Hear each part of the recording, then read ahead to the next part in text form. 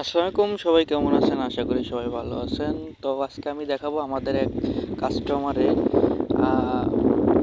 রাউটারের অবস্থা, বর্তমানে রাউটারের অবস্থা। তো এই যে উপরে যেখানে দেখতেছেন, এখানে কিন্তু আমার এই কাস্টমারের রাউটারটা ঝোলানো ছিল একটা বালতির মধ্যে করে, হ্যাঁ। তো ভিতরে যে অবস্থা খুলে দেখি আমি, রাউটারটা রিসেট নেয় না, কোনো কিছু নেয় না। তো ভিতরের অবস্থা দেখেই বুঝতে পারতেছেন যে কি অবস্থা হইতে পারে। মানে পুরোটাই দখলে চলে গেছে। আহ, এই আমডায়ের বাসা পর্যন্ত করে ফেলছে। দেখেন উল্টো পাশে দেখেন, এখানে কিন্তু আমরাই টোটালি বাসা করে ফেলছে। তাই এখানে দেখেন যে লাল টোটালি, মানে রাউটারের যে একটা পেপার ছিল, পেপার পর্যন্ত নিয়ে বাসা করে ফেলছে। তো এই হচ্ছে বর্তমান পরিস্থিতি।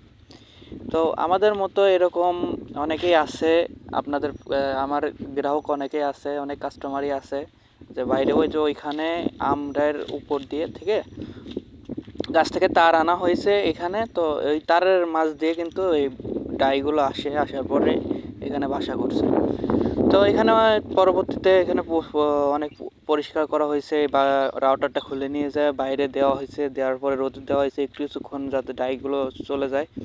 চলে যাওয়ার পরে এখানে পরিষ্কার করে তারপরে কিন্তু আমি নতুন করে সেট আপ দিয়ে তারপরে আসছি।